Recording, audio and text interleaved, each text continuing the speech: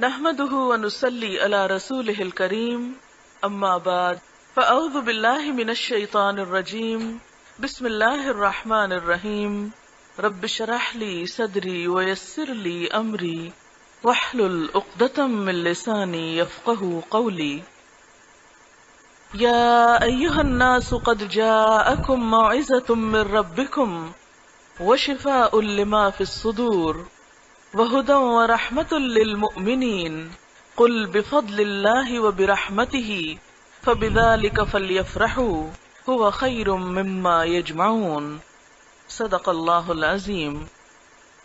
شروع کرتی ہوں اللہ کے نام سے جو بے انتہا مہربان نہایت رحم فرمانے والا ہے۔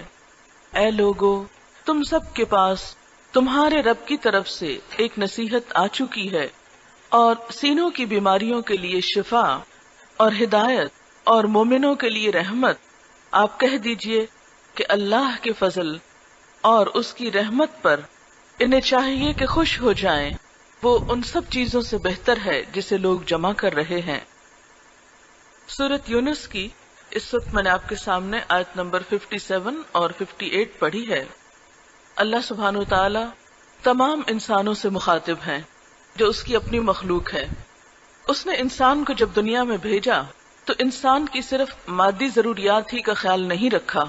انسان کو اس دنیا میں بھیجنے سے پہلے دنیا میں اس کی غذا اور اس کی دیگر ضروریات کو پورا کرنے کے لیے اللہ تعالیٰ نے زمین میں طرح طرح کے خزانے رکھے۔ اس کے بعد انسان کو یہاں پر بھیجا اور انسانی نسل بڑھتی چلی گئی۔ ہم دیکھتے ہیں کہ زمین میں انسان کے لیے طرح طرح کی نعمتیں چھپی ہوئی ہیں۔ ہمارا رزق اس زمین کے اندر سے آتا ہے، پانی کی شکل میں، پودوں کی شکل میں اور دیگر مختلف نعمتوں کی شکل میں۔ ہماری دیگر ضروریات بھی اللہ تعالیٰ نے بہت محفوظ شکل میں اس زمین کے اندر رکھ دی۔ لیکن اللہ تعالیٰ نے انسان کو صرف دنیا میں ان نعمتوں کے ساتھ ہی نہیں بھیجا۔ انسان صرف جسمانی ضروریات ہی ساتھ لے کر نہیں آیا، بلکہ اس کے ساتھ ساتھ اسے جسم کے ساتھ روح بھی دی گئی، اسے دل اور دماغ بھی دیے گئے۔ انسانی جسم میں صرف معدہ ہی نہیں تھا جس کو اسے مختلف قسم کی غذاؤں سے بھرنا تھا۔ انسان دوسرے جانوروں کی نسبت عقل اور شعور رکھتا تھا، سوچ سمجھ رکھتا تھا، مختلف طرح کے جذبات اور احساسات تھے اس کے اندر۔ ایسی مخلوق کے لیے صرف کھانا پینا کافی نہ تھا، اسے صرف اپنے لیے لباس نہیں چاہیے تھا، بلکہ اس کو اپنی روح کا سامان بھی چاہیے تھا۔ اس لیے اللہ سبحانہ تعالیٰ نے جب سے یہ دنیا بنی، جب سے انسان اس پر آیا، انسان کے لیے اس کی جسمانی ضروریات کے ساتھ ساتھ ہدایت کا سامان بھی کیا۔ قرآن پاک میں ہی اللہ تعالیٰ فرماتے ہیں الذی خلق کل شیء ثم ہدی، اللہ وہ ذات ہے جس نے ہر چیز کو پیدا کیا پھر اس کو راہ دکھائی، ہر چیز کو کام کرنا سکھایا۔ کیا ایسے میں ممکن تھا کہ وہ ہستی جس نے سب کو راہ دکھائی، جس نے سب کو بتایا، اس کی تمام ضروریات پوری کی، کیا وہ انسان کو ادھورا چھوڑ دیتا اور اس کی ضروریات پوری نہ کرتا؟ اس نے انسان کی روح کی یہ ضرورت یعنی ضرورت ہدایت اس کو بھی پورا کیا۔ اور پہلا ہی انسان یعنی حضرت آدم علیہ السلام صرف انسان نہیں تھے بلکہ اس کے ساتھ ساتھ پیغمبر بھی تھے۔ ان پر اللہ تعالیٰ نے زندگی گزارنے کے طریقوں پر مشتمل ہدایات بھی بھیجی اور پھر یہ سلسلہ چلتا رہا۔ مسند احمد کی روایت کے مطابق دنیا میں 1,24,000 پیغمبر آئے جنہوں نے ہر دور میں انسانوں کو صحیح زندگی گزارنے کا طریقہ بتایا، اور پھر ان سب کے آخر میں رسول اکرم صلی اللہ علیہ وسلم تشریف لائے اور آپ پر دین کو مکمل کیا گیا۔ آپ کے ذریعے ایک بہترین کتاب بھیجی گئی جسے قرآن حکیم کہا جاتا ہے۔ اسی کے بارے میں اللہ سبحانہ و تعالیٰ یہاں تعارف فرماتے ہیں یا ایھا الناس، اے لوگو، اور الناس سے مراد تمام انسان ہیں، اس سے مراد صرف مسلمان نہیں، دنیا میں پائے جانے والے تمام لوگ، اول و آخر، مرد اور عورت، بچے اور جوان، سب کے لیے یہ پیغام یا ایھا الناس، اے لوگو، قد جاءکم موعظۃ، تمہارے پاس تمہارے رب کی طرف سے ایک نصیحت بھرا پیغام آ چکا ہے۔ کس بارے میں؟ کہ تمہیں اپنی زندگی کو کس طرح بسر کرنا ہے۔ ہم سب جانتے ہیں کہ جس طرح انسانی جسم کی ضرورت پوری کرنے کے لیے کھانا چاہیے، تو کھانا پکانے کا طریقہ بھی معلوم ہونا چاہیے، اور جو شخص جتنے اچھے طریقے سے کھانا پکانا جانتا ہے یا پکوانا جانتا ہے، وہ اتنے ہی بہتر طریقے سے اللہ کی نعمتوں کو استعمال کرتا ہے۔ اور وہ لوگ جو اس معاملے میں اناڑی ہوتے ہیں، کچھ نہیں جانتے ہوتے، وہ بہت سا رزق ضائع کر دیتے ہیں کیونکہ وہ طریقہ نہیں جانتے۔ بالکل اسی طرح انسان کو اپنی ہدایت کے لیے، اپنی ضروریات کے لیے، کون سی ضروریات؟ اس کی روح کی ضروریات پوری کرنے کے لیے اللہ تعالیٰ نے جب ہدایت کا پیغام بھیجا تو یوں ہی پیغام نہیں بھیج دیا، بلکہ پیغمبروں کو بھی ساتھ بھیجا، اور ان تمام چیزوں پر عمل کر کے انہوں نے دکھایا جو انسان کی یہ ضرورت پوری کرتے ہوں۔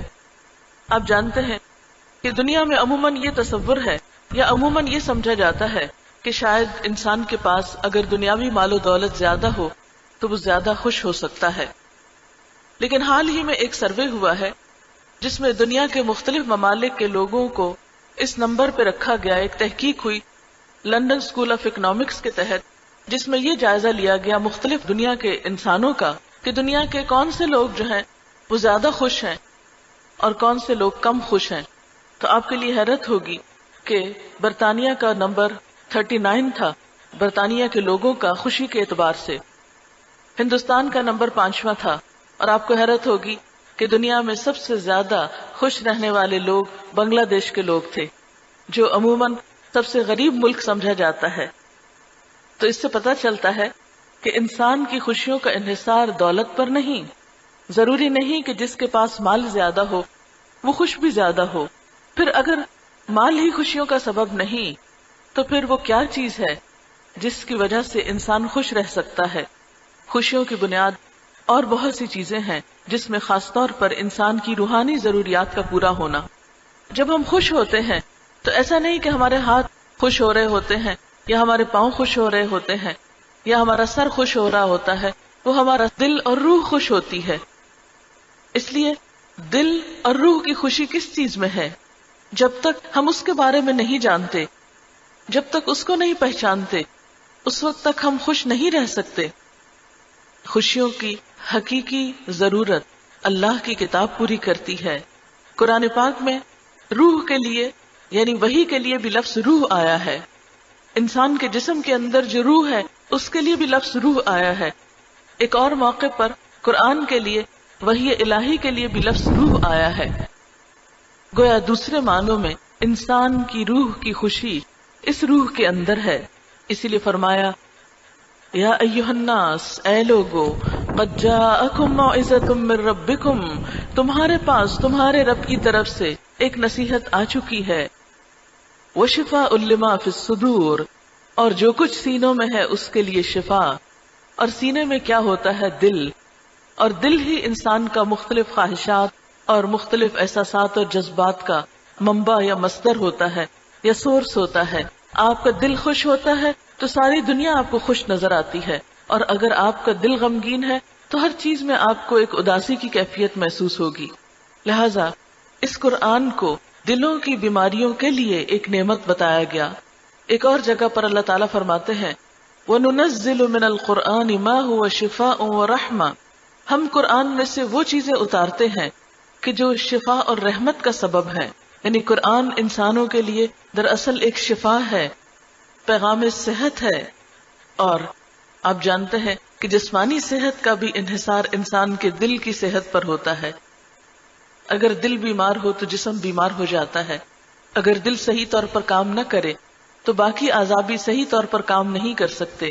دل بند ہو جائے تو باقی جسم کے اعضاء بھی اپنا کام کرنا چھوڑ دیتے ہیں، وہ بھی کام کرنا بند کر دیتے ہیں۔ اس لیے دل کی صحت جسم کی صحت ہے، اور روح کا تعلق بھی چونکہ دل سے ہے، اس لیے روحانی خوشی کا تعلق بھی دلوں ہی سے ہے۔ اور اگر روحانی اعتبار سے بھی دل صحت مند ہو تو انسان کی ساری زندگی صحت مند ہو جاتی ہے۔ آپ دیکھیے کہ دلوں میں ہی محبت ہوتی ہے، دلوں میں ہی غم ہے، دل ہی میں غصہ ہوتا ہے، اسی طرح دلوں میں ہی نفرت، حسد، بغض، کینہ اور یہ تمام برے جذبات بھی دلوں کے اندر ہی ہوتے ہیں۔ اس لیے اگر دل اللہ تعالیٰ کے اس پیغام کی نورانیت سے روشن ہو، اس روحانیت سے روح پرور ہو، تو آپ دیکھیں گے کہ بہت سی بیماریوں کا علاج خود بخود ہوتا چلا جائے گا۔ یعنی جس طرح ہم ایسی غذاؤں کا انتخاب کرتے ہیں کہ جس کی وجہ سے ہمارے دل صحت مند ہو، تو بالکل اسی طرح روح کی صحت کے لیے بھی انسان کو ایسے کلام، ایسی بات اور ایسی چیز کی ضرورت ہے کہ جس سے روحانی صحت برقرار رہے اور انسان اس دنیا کو بھی بہتر طور پر انجوائے کر سکے اور آخرت کو بھی۔ اسی لیے اللہ تعالیٰ فرماتے ہیں کہ یہ کتاب تینوں کے لیے شفا ہے اور ہدایت ہے، انسانی زندگی میں رہنمائی کے لیے آئی ہے، ورحمتن، اور رحمت کا سبب ہے۔ لیکن کس کے لیے ہے یہ سب نعمتیں؟ للمؤمنین، مان جانے والوں کے لیے، جو اللہ کی بات پر یا اس کی صداقت پر ایمان رکھتے ہوں۔ اور پھر ساتھ ہی فرمایا قل بفضل اللہ وبرحمتہ، آپ کہہ دیجئے کہ اللہ کے فضل اور اس کی رحمت پر فبذالک فلیفرحوا، ان لوگوں کو خوش ہو جانا چاہیے۔ یعنی اس نعمت کے مل جانے پر، اس رحمت کے میسر آنے پر، اس شفا کے حاصل ہونے پر لوگوں کو خوشیاں منانا چاہیے۔ ہوا خیر مما یجمعون، اس قرآن کا ملنا ان سب چیزوں سے بہتر ہے جسے لوگ جمع کر رہے ہیں۔ اس لیے خاص طور پر میں نے اس آیت کا انتخاب کیا ہے کیونکہ اللہ تعالیٰ کا یہ حکم ہے کہ جب یہ نعمت ملے تو انسان اس نعمت کے پانے پر بھی خوش ہو، لیکن ظاہر ہے کہ ہر خوشی اپنی حد کے اندر ہی ہونی چاہیے۔ لیکن ساتھ ہی ایک پیغام یہ بھی دیا کہ دنیا میں آج تک تم نے جو کچھ بھی جمع کیا، جو کچھ بھی تم کو ملا، جو کچھ بھی سمیٹا، ان سب چیزوں میں سے بہتر ہے یہ تحفہ، یہ نعمت اور یہ خزانہ۔ اب دیکھیں کہ عام طور پر ہم کن چیزوں پر خوش ہوتے ہیں؟ جب ہمیں مال میں سے کچھ ملے، یا کوئی عزیز دوست ملے، یا کوئی اور اسی طرح کی، اور عموماً مال کے ملنے پر ہر چیز سے بڑھ کر خوش ہوتے ہیں، کیونکہ انسان کے اندر اس کی محبت رچ بس گئی ہے۔ قرآن پاک میں اللہ تعالیٰ فرماتے ہیں ان الانسان لربہ لکنود، بے شک انسان اپنے رب کا بہت ناشکرا ہے، وانہ لحب الخیر لشدید، اور انسان مال کی محبت میں بہت شدید ہے۔ لہذا عموماً جب انسان کو کوئی مادی چیز ملتی ہے تو اس پر وہ زیادہ خوش ہو جاتا ہے، لیکن اللہ تعالیٰ اس موقع کو فوراً اس طرف موڑتے ہیں، اس احساس کو فوراً اس طرف موڑ دیتے ہیں کہ ہوا خیر مما یجمعون، یہ قرآن زیادہ بہتر ہے جسے لوگ جمع کر رہے ہیں، جسے لوگ سمیٹ رہے ہیں۔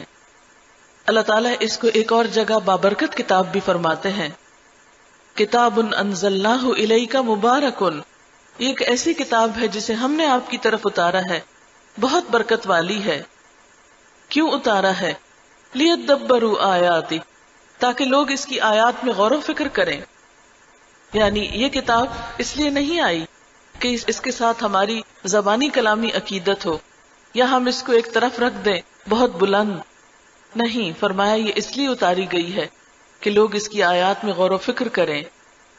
اب دیکھیے کہ قرآن پاک اللہ تعالیٰ نے بھیجا، یہ اس کا کلام ہے، اس کا کلام ہونے کی وجہ سے یہ دنیا کی ہر چیز سے زیادہ عظیم تر ہے۔ مثلا دنیا میں کوئی بھی کتاب جو کبھی لکھی گئی، خواہ وہ کتنی بھی بیسٹ سیلر کیوں نہ ہو، کتنی بھی کسی کتاب کو اہمیت کیوں نہ دی گئی، لیکن بہرحال وہ سب انسانی کوششیں ہیں۔ یہ وہ واحد کتاب ہے دنیا میں کہ جو مکمل طور پر اللہ تعالیٰ کے کلام یا اللہ تعالیٰ کی مرضی پر مبنی ہے۔ اس لیے اس کے بارے میں کیا فرمایا کہ یہ برکت والی ہے، اس کا تمہارے پاس آنا، تمہارے پاس ہونا، تمہارا اس کو پڑھنا، تمہارا اس سے کسی بھی طرح کا تعلق رکھنا تمہاری زندگی میں برکتیں ہی برکتیں پیدا کرے گا۔ اور پھر دوسری کتابیں تو انسان ایک دفعہ پڑھتا ہے، انجوائے کرتا ہے، رکھ دیتا ہے، لیکن یہ کتاب جو ہے صرف ایک دفعہ پڑھنے کے لیے نہیں ہے، اور صرف اس کے الفاظ ہی سے ثواب حاصل کرنا مقصود نہیں ہے، بلکہ لیدبروا آیاتی، لوگ اس کی آیات میں غور و فکر کریں۔ ایک اور جگہ پر فرمایا افلا یتدبرون القرآن، کیا لوگ قرآن میں غور و فکر نہیں کریں گے؟ ام علی قلوب اقفالها، کیا ان کے دلوں پہ تالے پڑ چکے ہیں؟ یعنی جس طرح گھر پہ تالا پڑا ہو تو آنے والا واپس چلا جاتا ہے، اسی طرح اگر دل پر تالا لگا ہو تو یہ قرآن اندر نہیں جا سکتا۔ اب دیکھیے کہ دل ایسی جگہ ہے جہاں انسان اپنی محبوب چیزوں کو رکھتا ہے، اپنی قیمتی چیزوں کو رکھتا ہے، اپنی پسندیدہ چیزوں کو رکھتا ہے۔ جیسے کسی سے آپ کو محبت ہو تو آپ کہتے ہیں کہ آپ کا مقام تو میرے دل میں ہے۔ اس سے مقصود کیا ہوتا ہے؟ ظاہر ہے کہ کوئی کسی دل کے اندر تو اس طرح نہیں گھس سکتا، مراد اس سے یہ ہے کہ آپ میرے نزدیک بہت عزیز اور عظیم ہیں۔ تو بالکل اسی طرح اس کتاب کے لیے بھی اس کا مقام کیا ہے؟ دل۔ لیکن اگر کوئی اپنے دل پہ تالا ڈال لیتا ہے یا اس کا دروازہ بند کر لیتا ہے اس کام کے لیے کہ وہ قرآن کی طرف توجہ کرے اور غور و فکر کرے، تو اس کو سوچنا چاہیے کہ وہ کیا کر رہا ہے۔ دنیا کی کتنی ہی باتیں ہیں جو ہم سوچتے رہتے ہیں، کتنی ہی فکریں ہیں جو ہم کو لاحق رہتی ہیں، لیکن اس کے برعکس اللہ کی کتاب کے لیے سوچ بچار، اس کے لیے غور و فکر، اس کے لیے ہمارے احساسات اور جذبات اور اس کے لیے ہماری سوچیں، اس کے گرد ہمارے خیالات کا گھومنا، وہ زندگی میں کتنی دفعہ ہوا۔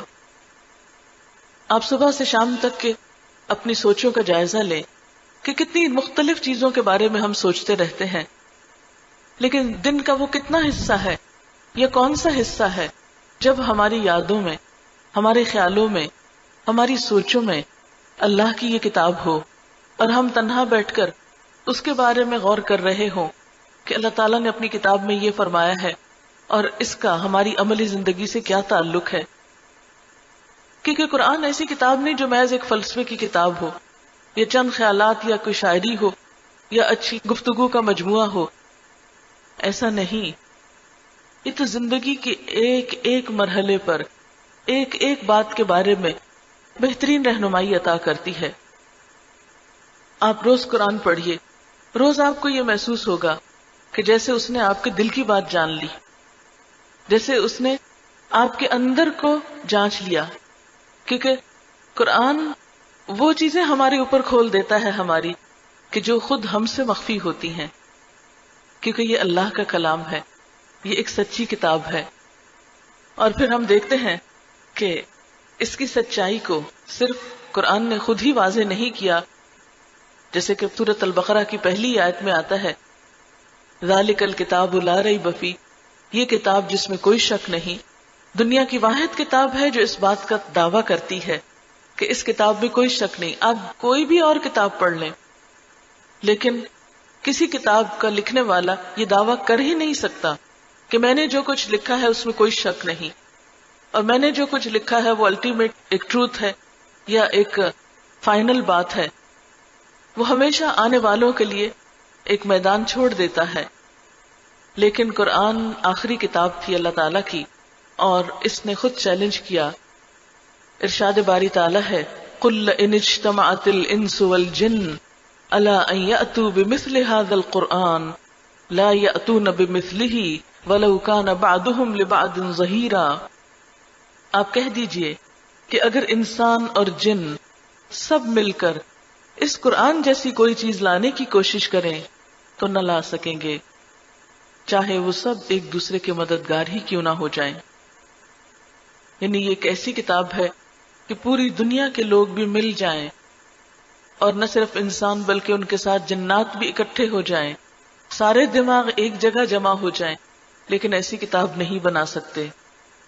یہ وہ کتاب ہے جس میں کوئی شک نہیں۔ کتاب کے اس اندرونی دعوے کے علاوہ ہم دیکھتے ہیں کہ اللہ سبحانہ وتعالیٰ نے 1400 سال پہلے اس کتاب میں وہ باتیں نازل کی جن کو آج کی دنیا میں ہم جان رہے ہیں، جن کے بارے میں آج کی سائنس انکشاف کر رہی ہے۔ مثال کے طور پر قرآن پاک سورۃ الذاریات میں اللہ تعالیٰ فرماتے ہیں وَالسَّمَاءَ بَنَيْنَاهَا بِأَيْدٍ وَإِنَّا لَمُوسِعُونَ وَالْأَرْضَ فَرَشْنَاهَا فَنِعْمَ الْمَاهِدُونَ، اور آسمان اس کو ہم نے اپنے ہاتھ سے بنایا اور ہم اس کو وسعت دے رہے ہیں، اور زمین اس کو ہم نے بچھایا، ہم کتنے اچھے بچھانے والے ہیں. اب یہاں پر آپ دیکھیں کہ اللہ سبحانہ و تعالیٰ نے 1400 سال پہلے اس کتاب میں فرمایا کہ ہم آسمان کو وسعت دے رہے ہیں، ہم اس کو پھیلاتے چلے جا رہے ہیں.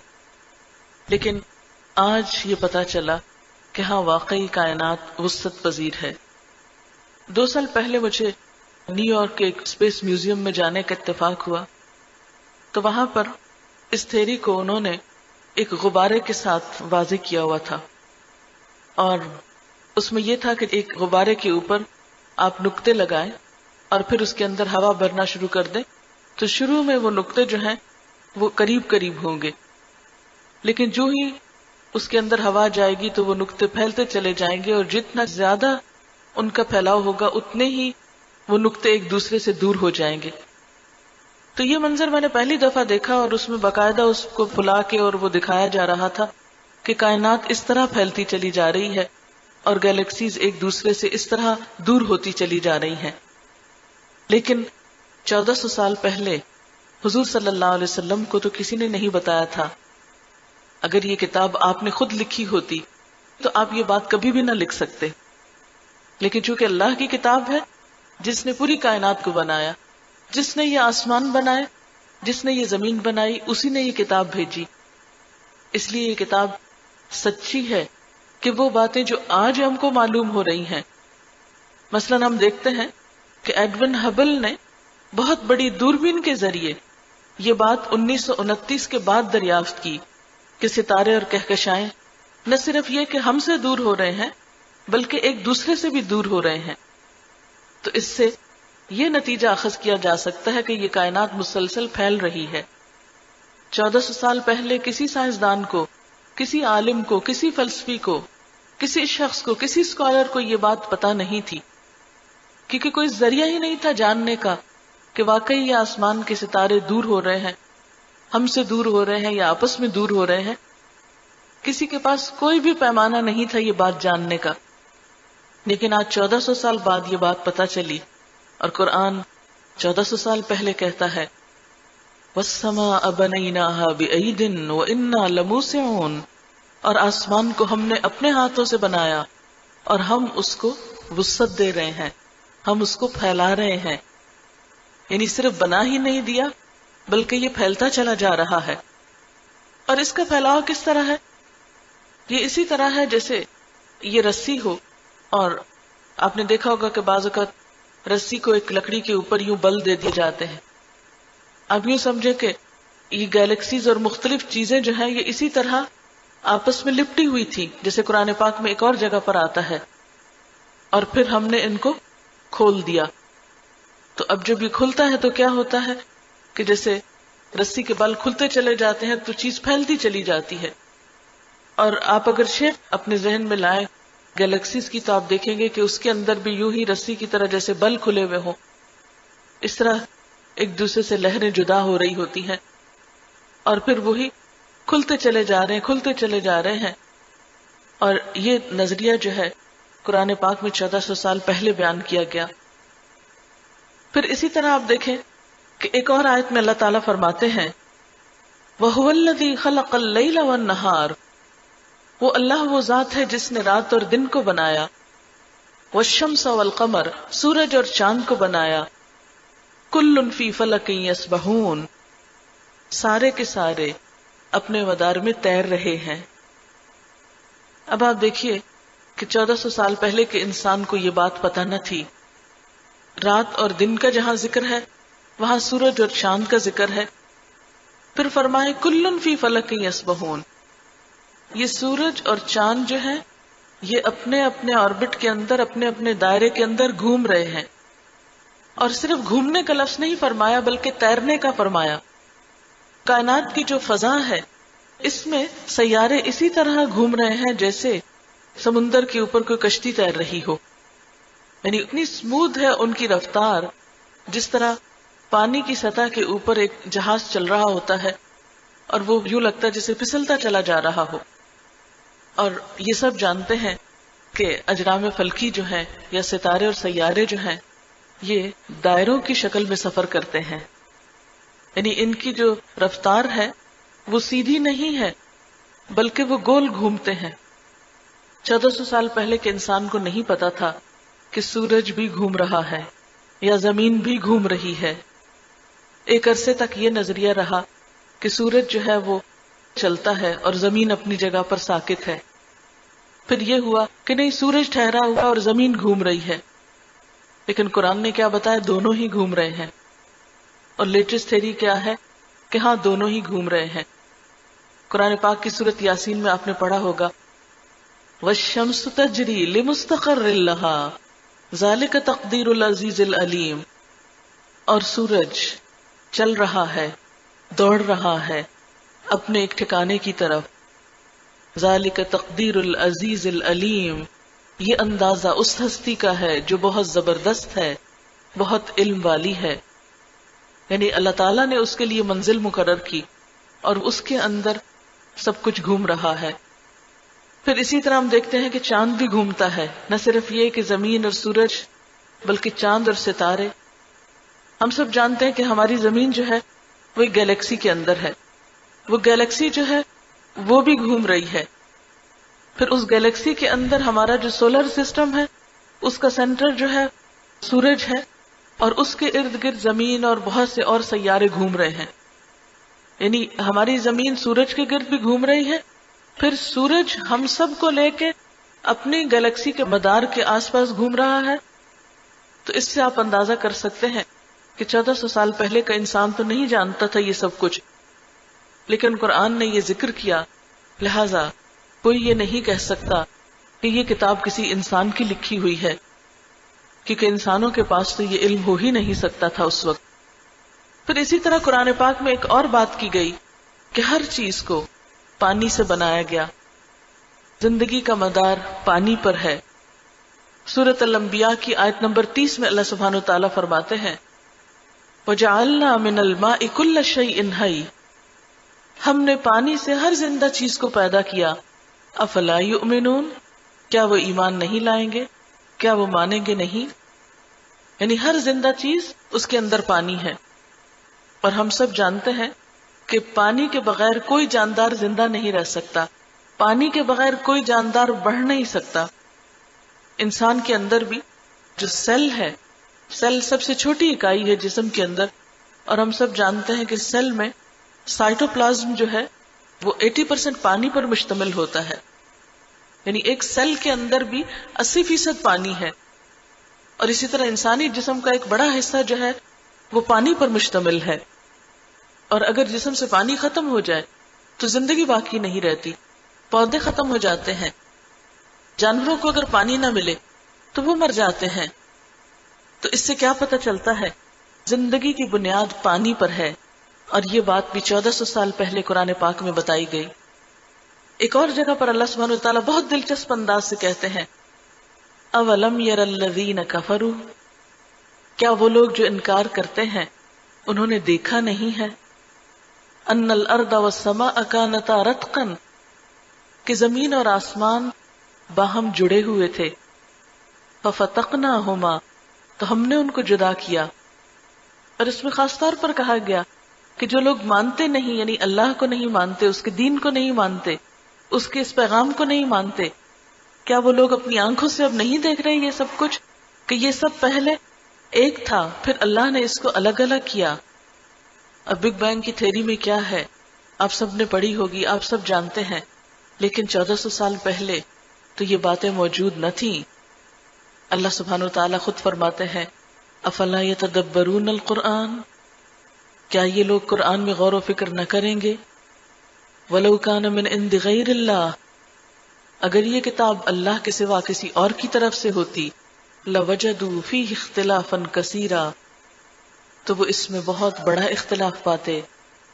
لیکن حقیقت یہ ہے کہ یہ کتاب ہر طرح کے اختلاف اور کنٹرڈکشن سے پاک ہے.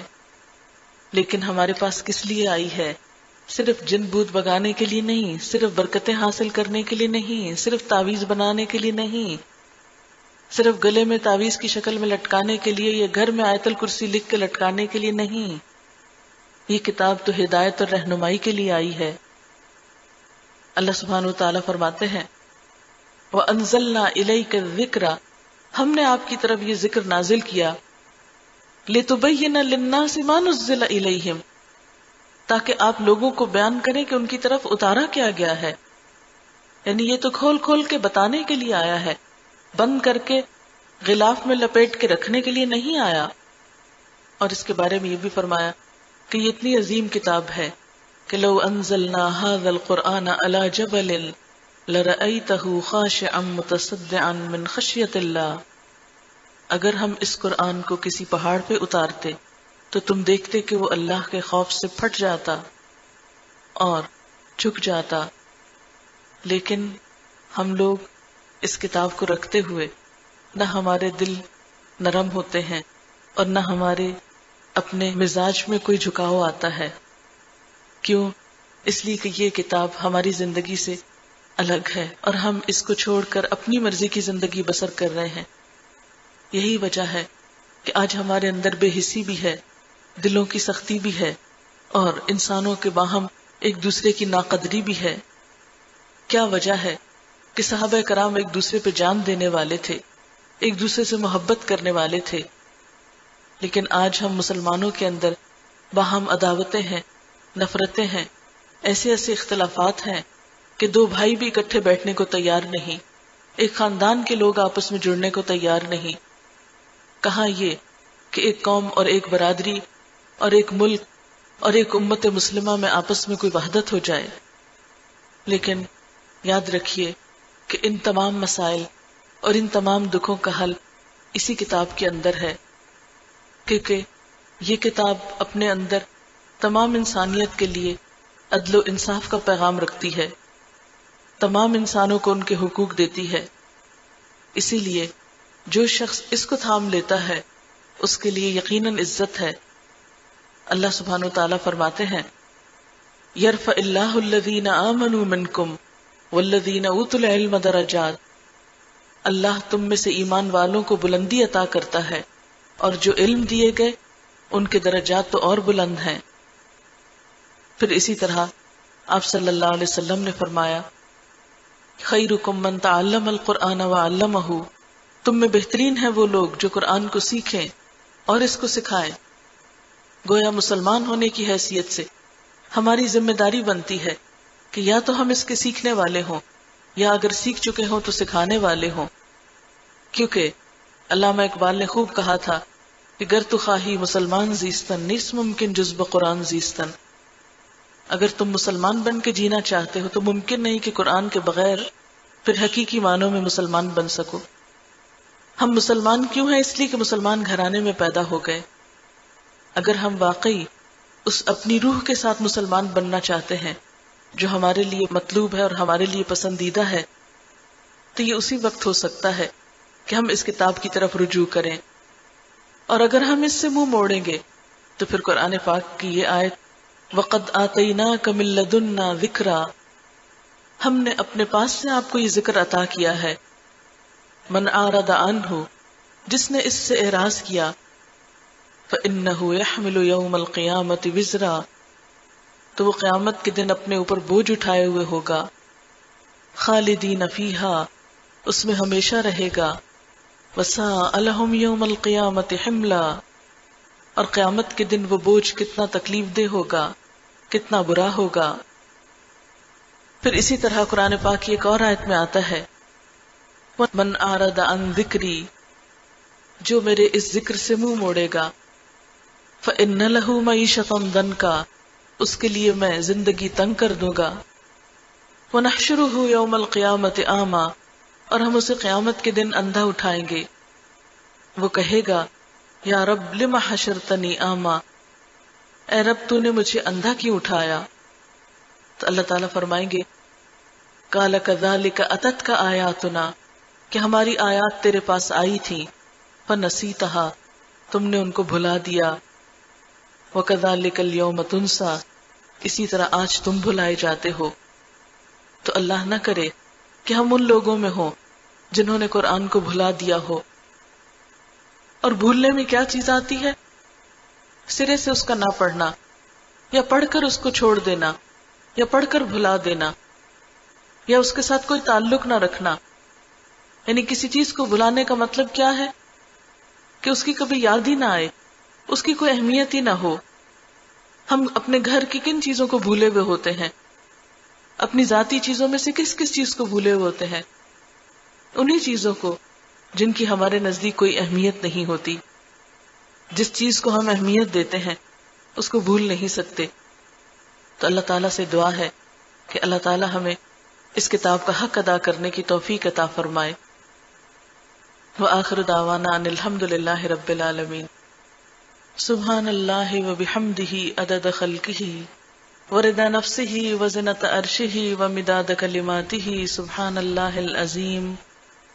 اللہم صلی علی محمد وعلی آل محمد کما صلیت علی ابراہیم وعلی آل ابراہیم انک حمید مجید. اللہم بارک علی محمد وعلی آل محمد کما بارکت علی ابراہیم وعلی آل ابراہیم انک حمید مجید. ربنا آتنا فی الدنیا حسنۃ وفی الآخرۃ حسنۃ وقنا عذاب النار. ربنا لا تزغ قلوبنا بعد إذ هديتنا وهب لنا من لدنك رحمة إنك أنت الوهاب. ربنا هب لنا من أزواجنا وذرياتنا قرة أعين واجعلنا للمتقين إماما. یا رب العالمین، تو ہم سب کو اس کتاب سے بہترین فائدے کی توفیق عطا فرما. یا اللہ، تو ہمارے دلوں میں اس کی روشنی پیدا کر دے، اس کے ذریعے ہمیں سکون اور خوشی عطا فرما. یا اللہ، ہمیں اس کا حق ادا کرنے کی توفیق عطا فرما. جو کچھ ہم نے پڑھا ہے تو اسے قبول فرما. یا اللہ، جتنی بہنیں بھی یہاں حاضر ہوئی ہیں، جنہوں نے بھی اس مجلس میں شرکت کی ہے، سب کا آنا قبول فرما. یا رب العالمین، ہم سب کو اپنی رحمت سے ڈھانپ لے، ہمیں اپنی محبت عطا کر دے. یا رب العالمین، تو ہمارے گناہوں کو معاف کر دے، ہمارے دکھوں کو دور کر دے، ہمیں دنیا اور آخرت کی پریشانیوں سے نجات عطا فرمانا. تمام بیماروں کو صحت عطا فرما، سب دکھی لوگوں کے دکھ دور فرما. یا رب العالمین، تو ہم سب پر اپنی رحمت نازل فرما. یا اللہ، سب کو اپنی اولاد کی خوشی نصیب فرما، سب کے بچوں کو دنیا اور آخرت کی کامیابی عطا فرما. ہمارے والدین کو اپنی رحمتوں میں ڈھانپ لے. رب ارحمہما کما ربیانی صغیرا. یا رب العالمین، جو دنیا سے جا چکے ہیں ان کی بخشش فرما. یا اللہ، ہم سب تیری رحمت کی فریاد کرتے ہیں. ربنا تقبل منا انک انت السمیع العلیم وتب علینا انک انت التواب الرحیم. وصلی اللہ تعالی علی خیر خلقہ محمد وعلی آلہ واصحابہ واہل بیتہ اجمعین برحمتک یا ارحم الراحمین. الہی آمین.